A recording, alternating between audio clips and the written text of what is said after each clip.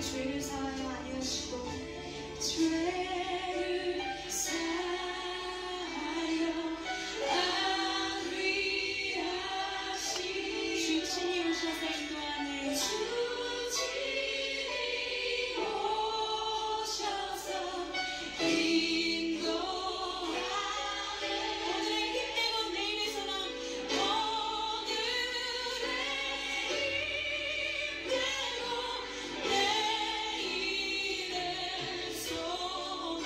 주만이 방법을 주만이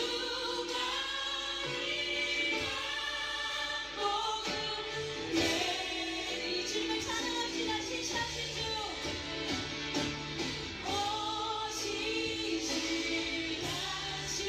신실하신 주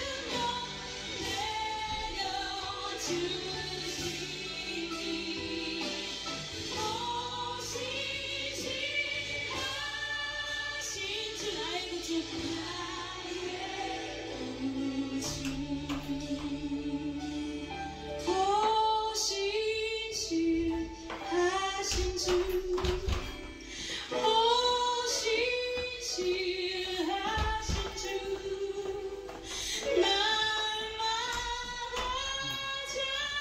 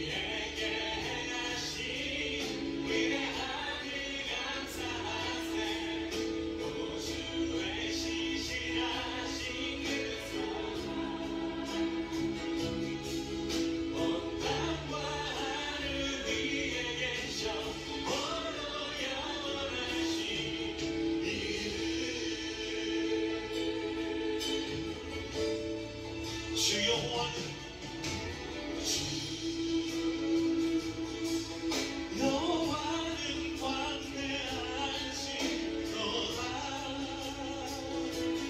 그 거룩한 하나님 성에서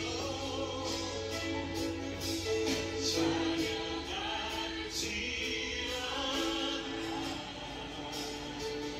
찬양해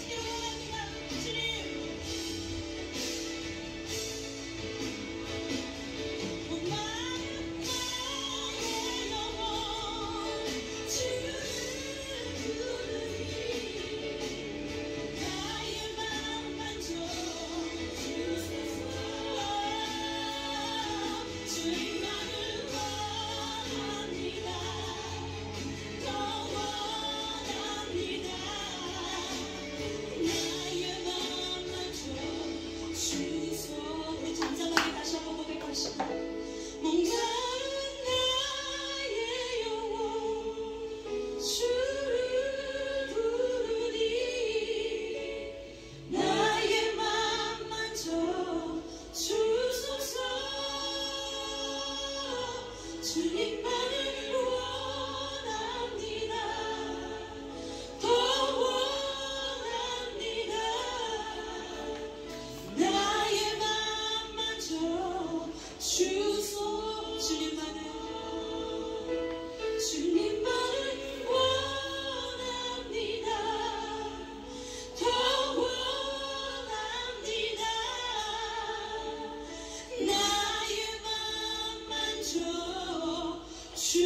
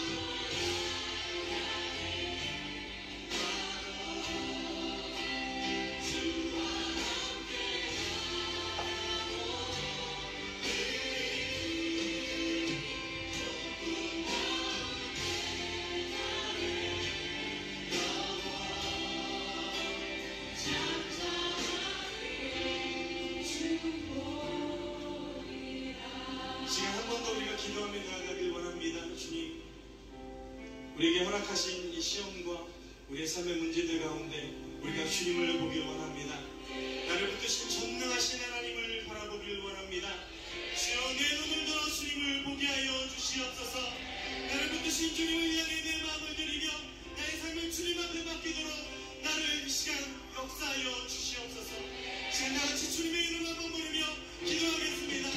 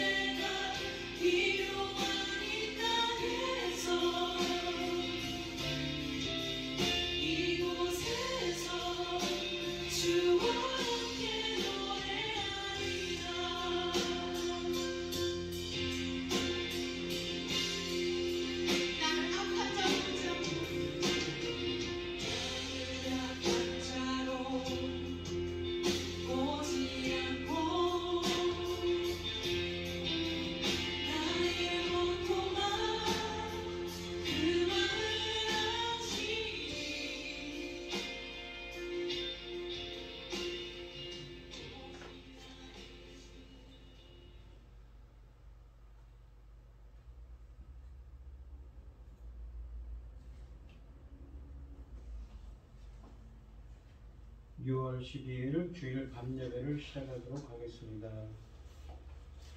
사도신경 말씀으로 신앙 고백하시겠습니다. 전능하사 천지를 만드신 하나님 아버지를 내가 믿사오며 그 외아들 우리 주 예수 그리스도를 믿사오니 이는 성령으로 잉태하사 동정녀 마리아에게 나시고 본디오 빌라도에게 고난을 받으사 십자가에 못 박혀 죽으시고 장사한 지 사흘 만에 죽은 자 가운데서 다시 살아나시며 하늘에 오르사 전능하신 하나님 우편에 앉아 계시다가 저리로서 산자와 죽은 자를 심판하러 오시리라. 성령을 믿사오며 거룩한 공예와 성도가 서로 고통하는 것과 죄를 사하여 주시는 것과 몸이 다시 사는 것과 영원히 사는 것을 믿사옵나이다. 아멘. 찬송가 208장입니다. 찬송가 208장을 하시고 고현희 집사님 기도해 주시겠습니다. 내 주의 나라와 주 계신 성전과 피 흘려 사신 교회를 늘 사랑합니다. 내 주의 교회는 천성과 같아서 눈동자같이 아끼사 늘 보호하시네. 이 교회 위하여 눈물과 기도로 내 생명 다하기까지 늘 봉사합니다. 성도의 교제와 교회의 위로와 구주와 맺은 언약을 늘 기뻐합니다. 하늘의 영광과 베푸신 은혜가 진리와 함께 영원히 시온에 넘치네.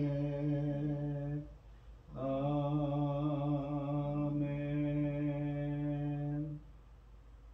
천지를 지으시고 부족한 저희를 자녀 삼으시고 하나님을 기뻐하시는 자로 살게 하시니 감사합니다. 혼란스러운 세상에서도 이 시간 하나님께 예배드릴 수 있도록 인도하셨으니 참으로 감사를 드립니다. 정금 같은 말씀을 먹이는 이곳에서 그리스도 신부로 예정된 자는 보내셔서 단장하셔야 하지 않겠습니까? 어서 속히 보내주시옵소서. 전능하신 하나님 아버지의 말씀만이 저희를 온전히 세우시고 온전히 자라게 하시고 온전한 길을 갈 수 있도록 할 수 있는데 이 귀한 말씀을 어서 하나님 기뻐하시는 자들이 자랄 수 있도록 도와 보내주시옵소서. 원치 않는 질병과 어려움을 당하는 자들도 하나님 위로하고 치료하여 주셔서 하나님 기뻐하신 자로 살아갈 수 있도록 도와주시옵소서. 이 시간 말씀을 들고서 당신이 사랑하는 종 붙들어 주시옵소서. 그 말씀만 모두가 우리에게 길이고 힘이 될 수 있도록 아버지 하나님 지켜주시고 인도하여 주시옵소서. 전능하신 하나님 아버지, 세상에는 길도 많고 일도 많지만 하나님 기뻐하신 그 길, 하나님 원하시는 아버지 인도하시는 그 길만이 우리 갈 길입니다. 아버지, 저희는 그 무엇도 그 어떤 것도 2차, 3차 사람의 생각, 방법 동원하지 않습니다. 하나님께서 가라고 하시면 저는 언제든지 저희는 갈 것입니다. 전능하신 하나님 아버지, 저희를 더욱더 강하고 담대하게 세워주셔서 천금 같은 이 귀한 사역 아버지 잘 감당할 수 있도록 잘 감당하고 아버지 앞에 갔을 때 잘했다 칭찬받을 수 있도록 아버지 모든 아버지 여건과 좋은 아버지 하나님 길로 아버지 하나님께서 친히 인도하여 주시옵소서. 이 모든 말씀 억만 죄악 가운데에서 우리를 구원하여 주신 예수 그리스도 이름으로 기도드리옵나이다. 아멘. 함께 하실 하나님의 말씀은 시편 15편 1절로 5절입니다. 구약성경 811쪽에 있습니다. 시편 15편 1절로 5절 말씀입니다. 교독을 하겠습니다. 제가 먼저 읽겠습니다.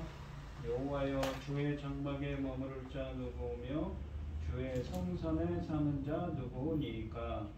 정직하게 행하며 공의를 실천하며 그 마음에 진실을 말하며 그의 혀로 남을 허물하지 아니하고 그의 이웃에게 악을 행하지 아니하며 그의 이웃을 비방하지 아니하며 그의 눈은 망령된 자를 멸시하며 여호와를 두려워하는 자들을 전대하며 그 마음에 서원한 것은 해로울지라도 변하지 아니하며 이자를 받으려고 돈을 구워주지 아니하며 뇌물을 받고 무지한 자를 해하지 아니하는 자이니 이런 일을 행하는 자는 영원히 흔들리지 아니하리이다. 아멘.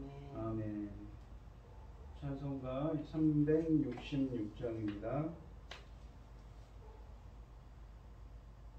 어두운 내 눈 밝히사 진리를 보게 하소서.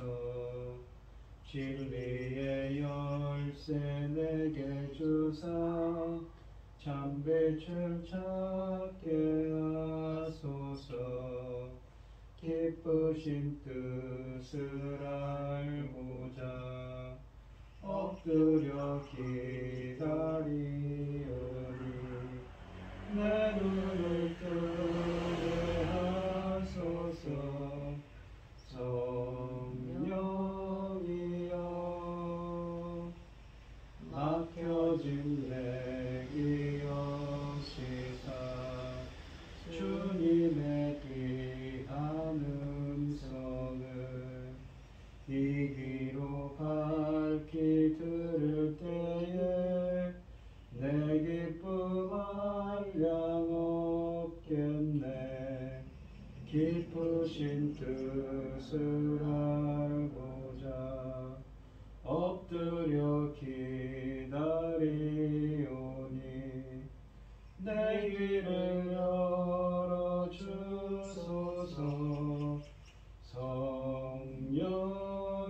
성령이여 봉해진 내 임여시사 복음을 널리 전하고 차가운 내 맘 녹여주사 사랑을 하게 하소서. 깊으신 뜻을 알고자 엎드려 기다리오니 내 입을 열어주소서. 성령이여. 아멘. 오늘 본문 말씀의 제목은 주의 장막에 거할 자입니다. 오늘 본문 말씀은 이 어떤 사람이 주님이 계신 곳, 그러니까 천국에 함께 할 수 있는지를 설명하고 계십니다. 예수님이 십자가로 천국에 가는 길을 여셨다고 이 히브리서 말씀에 쓰여져 있는데, 길이요 진리요 생명이신 예수님이 어떤 사람들을 그 길로 인도해 주시는가 설명하고 있습니다. 십자가의 보혈의 은혜가 어떤 사람들에게 임하는가 하는 것이지요. 1절 말씀을 한번 보시면 이 여호와여 주의 장막에 머무를 자 누구오며 주의 성산에 사는 자 누구니까 라고 되어 있습니다. 이 주의 장막이라는 것은 우리가 하나님의 임재를 상징하는 구약의 성막을 떠올리게 합니다. 이 성막에 보시면 성소와 지성소가 있어서 지성소에는 주님의 보좌를 상징하는 주님의 임재가 상징하는 이 언약궤가 있고 그 언약궤 위에 시온자가 있다고 하죠.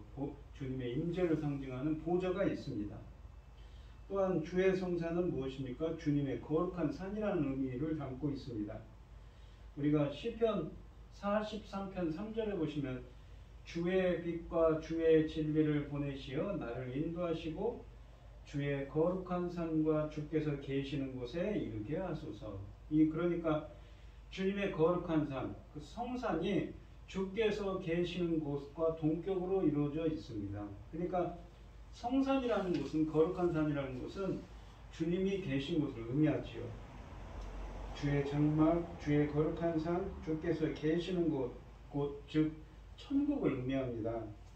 우리가 신약성경에서 보시면 헬라어로 이 천국, 하나님 나라를 이야기할 때 뭐라고 되어 있냐면 바실레이아 투 우라노스라고 되어 있습니다.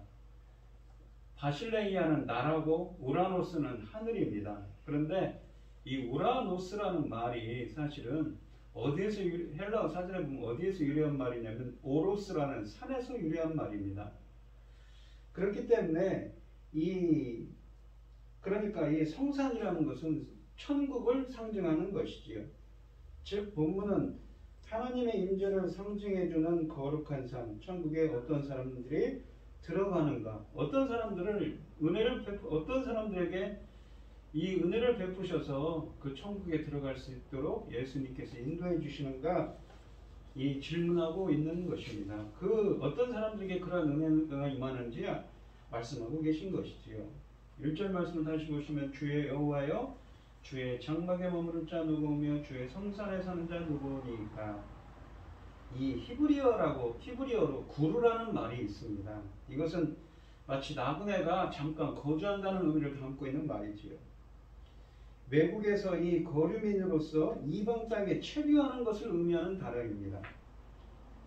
이 방황하는 삶을 강조하고 있는 이 히브리어인데, 이 샤칸이라는 말은 또한 유목민으로서 가족적인 생활을 하는 것을 강조하고 있다고 지적되는 히브리어입니다.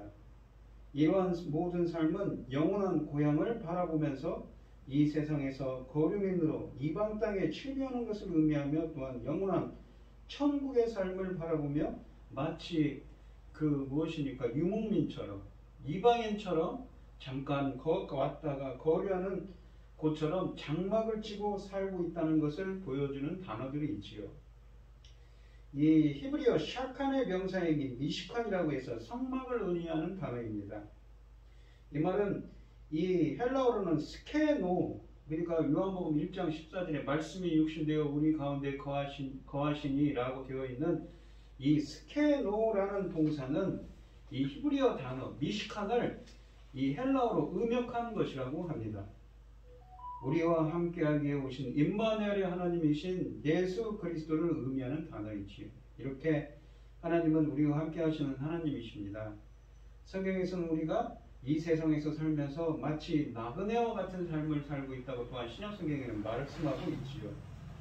우리가 베드로전서 1장 1절로 2절에 보시면 예수 그리스도의 사도 베드로는 본도, 갈라디아, 갑바두기아, 아시아와 비두니아에 흩어진 나그네라는 표현을 씁니다. 곧 하나님 아버지의 미리 하심을 따라 성령의 거룩하게 하심으로 순종함과 예수 그리스도의 핏부름을 얻기 위하여 택하심을 받은 자들에게 편지하노니 은혜와 평강이 너희에게 더욱 많을지어다. 그러니까 이 세상에서 사는 삶을 나그네로 표현하는 것입니다. 신약의 이러한 표현들도 구약의 개념과 같이 성도의 삶이 외국인 혹은 유목민, 나그네로 사는 삶임을 강조하고 있습니다.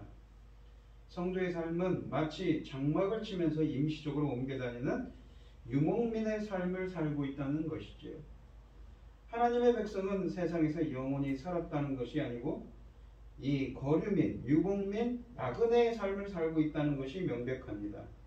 우리는 이 세상에서 영원한 집에 거하기까지 정착된 삶이 아니라 이 국민으로서, 백성으로서, 이 완전한 거류민으로서 정착해 사는 것이 아닙니다. 하나님의 백성은 이 세상에서 영원히 살 것처럼 살아서는 안 됩니다. 이 세상을 나그네로 살면서 천국인 본향을 삼아야 되는 것이지요. 1절 말씀에서 여호와여 주의 장막에 머무를 자 누구며 주의 성산에 사는 자 누구니까 라는 말씀은 우리가 소망하는 천국에 누가 들어갈 수 있는지 묻고 있습니다. 2절 말씀을 잠깐 보시면 정직하게 행하며 공의를 실천하며 그의 마음의 진실을 말하며 라고 되어 있습니다. 이런 사람들에게 이 성산, 주가 계신 그 성산에 거할 수 있도록 주님께서 인도해 주신다고 하죠. 정직하게 행한다고 할 때 정직하다라고 되어 있지만 사실은 번역이 좀 잘못됐습니다. 이 말은 정직하게는 이 탐임이라는 히브리어를 썼는데 이 말은 완전한, 온전한이라는 의미를 담고 있습니다. 이 완전한, 온전한, 흠이 없는 이라는 말입니다. 우리가 이 신약성경에 보면 텔레이오스라고 해서 온전한 말을 뜻하는 거죠. 이 시편 119편 1절에 보시면 쓰여져 있는데 행위가 온전하여, 행위라는 것은 무엇이냐면 인생의 길을, 데르크를 의미합니다. 인생의 길이 온전한 자는 어떤 사람이냐면 여호와의 율법을 따라, 그러니까 주님의 가르침을 따라서, 주님의 말씀을 따라서 행하는 자입니다. 그런 자들은 복이 있다고 그러죠. 인생의 어떤 그 길이 어디를 향하고 있냐면 온전한 자들은 어디를 향합니까?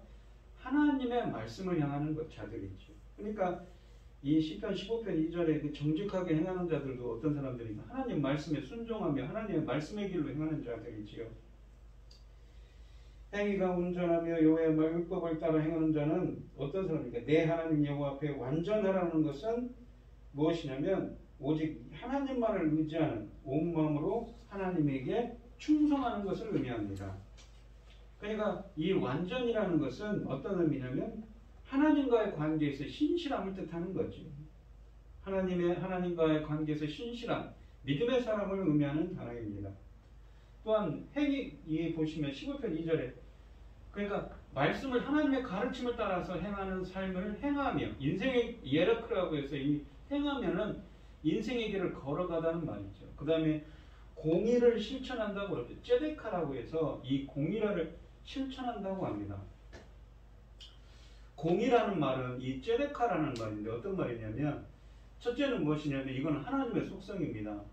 우리가 로마서를 보시면 하나님의 의라는 표현이 있죠. 하나님의 속성으로서 공정하신 하나님의 속성입니다. 하지만 여기서는 뭐냐면 공의를 실천한다고 할 때 인간들이 그 의를 행해야 되죠.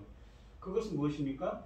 어떤 의의 기준은 하나님인데 그 의의 기준에 부합한다는 의미입니다. 그 의의 기준에 부합하고 하나님이 기뻐하신 자라는 뜻이죠. 하나님이 인정했다는 뜻입니다. 이 하나의 예를 들어보면 제가 이 본문은 쓰지 않았지만 이렇습니다. 보시면 이 창세기 6장 22절에 보시면 우리가 이 노아의 이야기에서 전에도 설명드린 적이 있는 것 같습니다만 노아의 이야기를 보시면 하나님께서 이 노아의 시대 때 어떻습니까? 세상에 이 세상 사람들이 악이 가득 찼습니다. 그래서 하나님께서 물로 쓸어버리고 심판하실 것을 결심을 하시죠. 그런데 이 세상에는 어떻습니까? 그때 그 세상에는 노아라는 정말 의인이 살고 있었습니다. 하나님께서 노아에게 뭐라고 말씀하십니까? 방주를 만들고 암수 한 쌍씩 동물들을 보존할 수 있도록 큰 방주를 만들라고 하지요. 이 노아는 창세기 6장 22절에 보면 그 말씀에 순종했습니다. 그래서 열심히 무엇입니까? 이 방주를 만들고 있었습니다. 그럴 때 7장 1절로 가면 뭐라고 하시냐면 네가 내 앞에서 의로움을 보았다라는 표현을 씁니다. 이렇게 하나님이 기뻐하는 하나님의 그 기준에 부합하는 자, 하나님이 기뻐하는 자가 무엇입니까? 하나님이 흡족해 하시는 자가 어떤 사람입니까? 의로운 자라는 거죠. 그러니까 그 의로움이라는 그 하나님의 기준에 부합하는 사람입니다. 하나님의 기뻐하시는 뜻을 행하는 자지요. 그리고 그 마음에 진실을 말하는 자라고 또한 말합니다. 이 진실이라는 말은 에메트라고 해서 아만이라는 믿다, 신뢰하라는 이 히브리어에서 유래한 말입니다. 이 에메타라는 말은 진리, 진실, 신실함을 뜻하는 말입니다.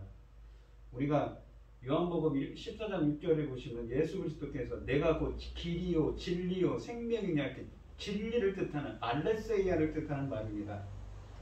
이 단어는 이웃에게 성실하고 말에 진실되며 행위에 믿음을 주고 지속적인 사람의 성품을 가리킵니다. 그의 마음에 진실을 바란다 라는 것은 무엇입니까? 거짓이 없는 삶이며 속과 겉이 겉과 속이 다른 것이 아닌 속에서 나오는 진리에 근거한 말을 하는 삶이지요. 겉과 속이 표리부동한 자가 아니고 겉과 속이 같은 삶, 진실을 말하는 사람입니다. 이 3절 말씀을 보시면 그의 혀로 남을 허물하지 아니하고 그의 이웃에게 악을 행하지 아니하며 그의 이웃을 비방하지 아니하며 그의 혀로 남을 허물하지 아니하며 할 때 이 허물한다라는 말은 욕하고 비방한다는 말입니다. 그리고 그의 이웃에게 악을 행하지 않습니다. 그리고 또한 그의 이웃을 비방하지 않는다고 합니다. 비방한다는 건 무엇입니까? 누군가를 조소하고 수치를, 모욕을 준다는 표현입니다. 이 3절에서 동사들은 모두 그런데 특징적으로 완료형이라고 합니다. 그러니까 완료형이니까 이 본문에는 현재형으로 번역하고 있지만, 그러니까 그의 혀로 남을 허물하지 아니하고 현재형으로 번역하고 있지만, 히브리어 문법으로는 무엇인가? 완료형이기 때문에 뭐뭐 하지 않았다는 것이죠. 그의 혀로 남을 허물하지 않았고 그의 이웃에게 악을 행하지 아니하였으며 그의 이웃을 비방하지 아니하였으며, 이렇게 하지 않았다라고 번역해야 합니다. 즉 달리 말하자면 이 성산에 오르는 자, 주님의 임재 가운데 거할 수 있는 자는, 주님이 계셔서 천국에 갈 수 있는 자는 그동안의 삶에 있어서 제시된 세 가지 행동을 하지 않았습니다. 어떤 행동입니까? 거짓으로 남을 허물하지 않는 자입니다. 남을 수치를, 남에게 모욕을 주지 않는 자죠. 이웃에게 악을 행하지 않는 자입니다. 오히려 이웃에게 선을 행하는 자여야 되죠. 선을 행하는 자여야만 되는 것이지요. 악을 행하는 것은 이 5절을 좀 이따 말씀드리겠지만 5절에 공의를 행한다는 것과 대조를 이룹니다. 이웃을 비방한다는 것은 사람을 욕하는 차원에서 나가서 그 사람을 판단하는 자리에까지 가는 것입니다. 우리는 사람을 판단할 자격이 없죠. 누가 판단하십니까? 영원한 재판장이신 예수님께서, 의로운 재판장이신 주님께서 하신, 성삼위 하나님께서 하시는 일이지요. 하나님과 동행하는 자는 하나님 사람들과의 관계에서도 악한 자의 모습을 하고 다니지 않습니다. 4절 말씀을 보시면 그의 눈은 망령된 자를 멸시하며 여호와를 두려워하는 자들을 존대하며 그의 마음에 서운한 것은 해로울지라도 변하지 아니하며 라고 되어 있습니다. 이 망령된 자란 말은 바른 성경에 보시면 주께 버림받은 자라는 말을 쓰고 있습니다. 이것이 이 원어적으로 가장 정확한 말인데, be rejected, 그러니까 거절됐다는 것이 주님으로부터 버림받은 자라는 의미입니다. 이 망령된, 그러니까 문자적으로 보면 주님께서 거부당한 자, 그 주님으로부터 거부당한 사람은 하나님께 버림받거나 거부당할 정도로 가증스러운 악을 행하는 사람을 가리키는 것이죠. 그러니까 그의 눈은 망령된 자를, 그런 망령된 일을, 하나님으로부터 거부받을 정도로 악을 행한 자를 멸시하며 라고 되어 있는 거죠. 망령된 자를 멸시하는 사람은 악한 사람들과 어울리는 것과 그로 인한 그들의 영향을 피합니다. 또한 여호와를 두려워한다고 할 때 두려워한다는 것은 무엇인가? 야레라는 히브리어로서 경외한다. 주님을, 부모를 공경하듯이 공경하고 또한 두려워한다는 의미입니다. 그럼 두려워하는 자들을, 여호와를 그렇게 경외하는 자들을 존대하며 그의 마음에 서운한 것은 해로울지라도 변하지 않는다고 합니다. 바꾸지 않는다는 것이죠. 여호와를 경외하는 사람은 여호와를 온 세상 왕이신 하나님으로 믿고 두려워하며 그의 뜻에 순종하는 사람을 의미합니다. 의인은 이런 사람을 귀하게 여기고 이들의 승리를 믿습니다. 시편에 자주 나오는 이 표현은 신실한 자, 경건한 자, 헌신적인 자와 동의어로 쓰이는 말입니다. 경외하는 사람이라는 것이지. 그것은요. 하나님을 경외하는 자는 겸손합니다. 이런 태도로 말미암아 정직한 사람은 다른 의로운 사람과의 무리를 찾고 악인들과 교제를 피하게 됩니다. 하나님을 경외하는 사람들을 존중하며 그들과 교제를 나누고 그럼으로써 선한 영향력을 받기를 원하는 것이지요. 그의 마음에 서운한 것은 해로울지라도 변하지 않는 사람이라는 것은 잘못된 맹세까지 지킨다는 것을 의미하지 않습니다. 오히려 맹세한 것을 지키기가 매우 힘든 상황이 되거나 지키면 손해가 된다고 하더라도 그 맹세에 걸린 하나님의 이름을 존중히 여겨서 그것을 끝까지 지키려고 하는 태도를 가리킵니다. 하나님에게 한 모든 약속은 서원으로 간주되며 서원은 매우 제한된 조건을 제외하고는 반드시 지켜져야 합니다. 물론 정직한 사람은 무슨 일이 있더라도 소원을 어기지 않을 것입니다. 막대한 비용이 들더라도 이들은 하나님에게 한 자신들의 약속을 이행해야만 합니다. 즉 자신의 말 그리고 약속, 행동에 대한 책임감이 있는 사람입니다. 하나님과 함께하는 사람은 이러한 언약을 붙드는 삶을 살아갑니다. 이 5절 말씀을 보시면 이자를 받으려고 돈을 꾸어주지 아니하며 뇌물을 받고 무지한 자를 해하지 아니하는 자이니 이런 일을 행하는 자는 영원히 흔들리지 아니하리로다 라고 말씀하십니다. 이자를 받으려고 돈을 꾸어주지 않는다는 것은 무엇입니까? 이스라엘은 자기 동족 가난한 자에게는 이자를 받고 돈을 꾸어주거나 생필품을 담보로 취할 수도 없었습니다. 고리대금을 하는 사람들은 고대 이스라엘 초기 사회에서 금지된 것이었습니다. 출애굽기 22장 25절 말씀을 예로 들 수 있지요. 이것은 이자를 받고 빌려주는 것이 원리적으로 나쁘다는 것이 아니라 가난한 형제를 착취해서는 안 된다고 말씀하고 있는 것입니다. 따라서 같은 유대인에게 돈을 빌려줄 때는 이자 없이 저당만 잡게 하였습니다. 즉 돈은 도움을 줄 목적으로만 빌려준다는 것이지요. 이것이 현대인에게는 이상하게 보일지 모르지만 고대 근동 지방에서 돈을 빌려줄 때 엄청난 이자를 붙였다는 것을 안다면, 그러니까 고리대금을 하는 사람들이 많았다는 것을 우리가 본다면 충분히 이해할 수 있을 것입니다. 그러니까 하나님께서는 약자, 고아와 과부 같은 약자들을 보호하시는 법인 것이죠. 의를 행하는 자는 의인은 이웃에게 돈을 빌려주되 고리대금을 하지 않는 사람입니다. 또한 뇌물을 받고 무지한 자를 해하지 않는 사람이라는 것은 무지한 사람을 해하기 위하여 거짓 증거를 하고 돈을 받는 것을 가리킵니다. 그러니까 재판장에서 공정한 재판을 하라는 것이죠. 우리 하나님은 어떤 하나님이십니까? 정의의 하나님이신 것이죠. 우리가 저저번 주인가요? 우리가 이사야서 1장 말씀을 했습니다. 거기에 보시면 왜 하나님께서 이스라엘을 심판하십니까? 그들이 이 이스라엘의 이 재판장들, 힘 있는 사람들이, 힘께 나서는 사람들이 어떻습니까? 매 주마다 하나님께 와서 안식일마다 와서 제물을 바치고 예배를 드립니다. 근데 하나님은 그거를 역겹다고 표현합니다. 가증하다고 표현하죠. 왜 그렇습니까? 그들이 밖에서는 이 말씀처럼 이 불의한 일을 행합니다. 고아와 과부 같은 악한 약자들을 압제를 하고, 재판장 같은, 그러니까 이렇게 힘 있는 사람들은 이 뇌물을 받고는 공정한 재판을 하지 않는 것이지요. 그래서 하나님께서는 어떻게 뭐라고 말씀하십니까? 남유다의 심판을 말씀하시는 것이지요. 반대로 이 주님의 성산에 거할 수 있는 사람은 어떤 사람입니까?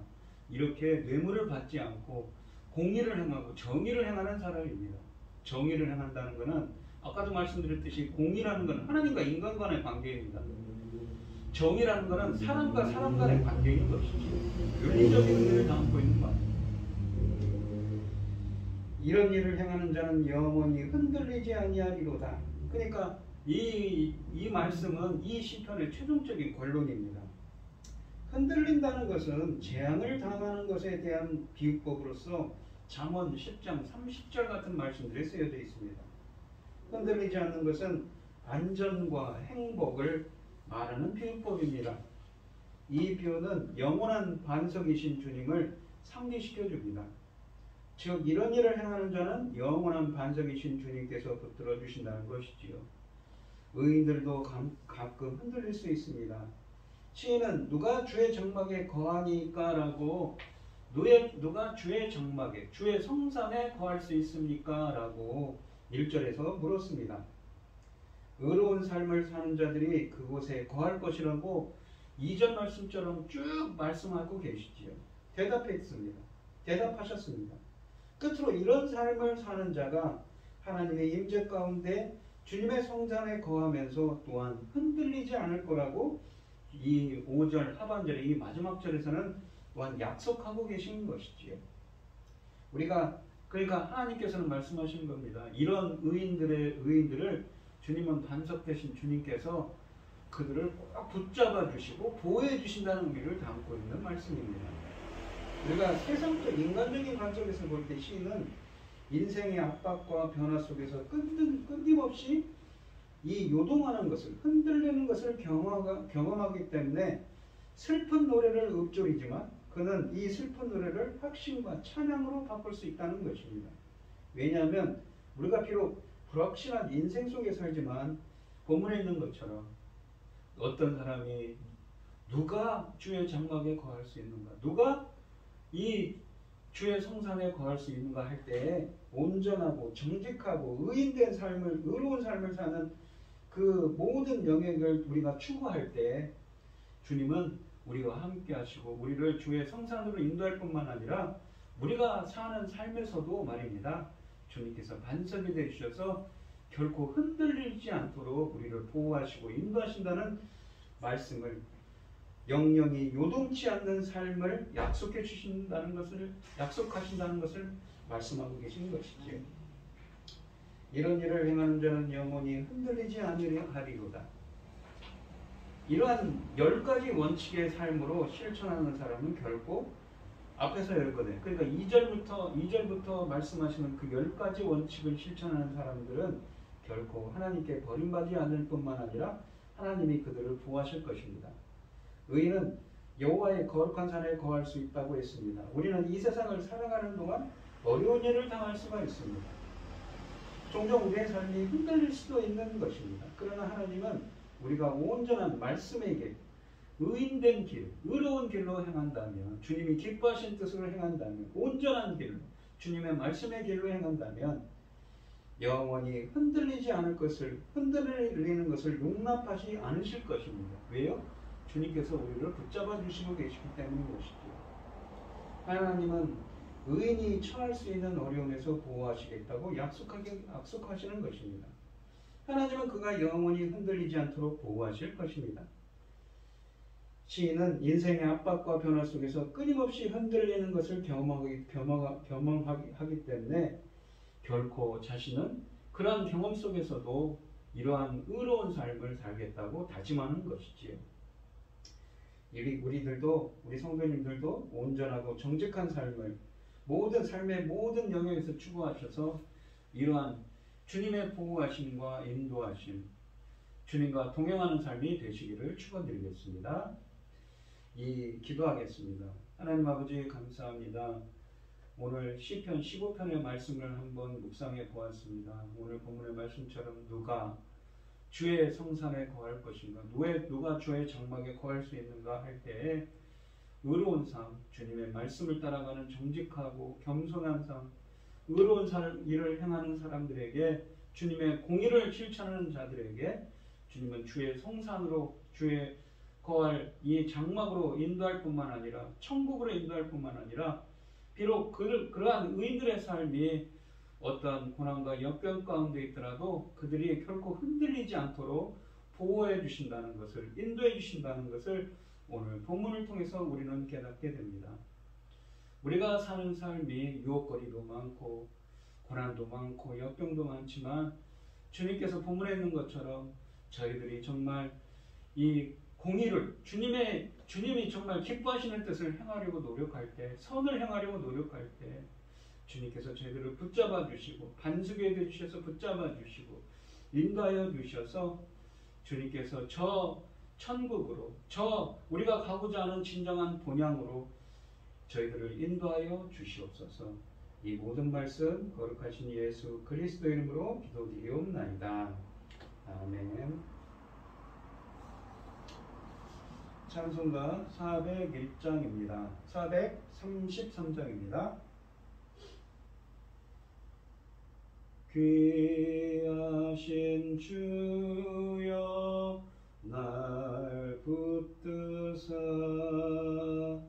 주께로 날마다 더 가까이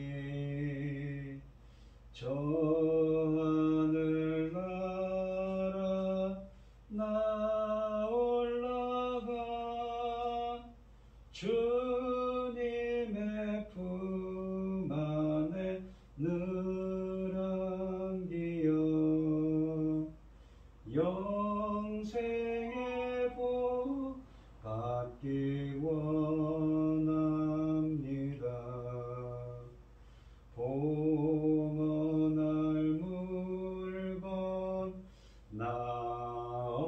없어도 날마다 주께로 더 가까이 내 죄를 주께 다 구하니 주님의 보혈로 날 씻으사 눈보다 더 기게 하옵소서. 간악한 마귀 날 깨어도 주 예수 앞으로 더 가까이 이 세상 속한 그 허영심 또 추한 생각을 다 버리니 정결한 마음 내게 늘 주소서. 이 세상 내가 살 동안에 주께로 날마다 더 가까이 저배는 천국 나 들어가 한없는 복락을 닿도록 풍성하는 애를 주옵소서.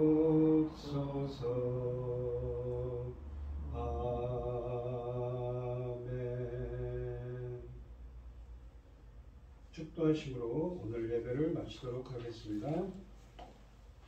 이제는 주 예수 그리스도의 은혜와 하나님의 극진하신 사랑과 성령의 교통하심이 주의 장막에 거하기를 소원하는 성도들 머리머리 위에 이제부터 영원히 함께 있을지어다. 아멘.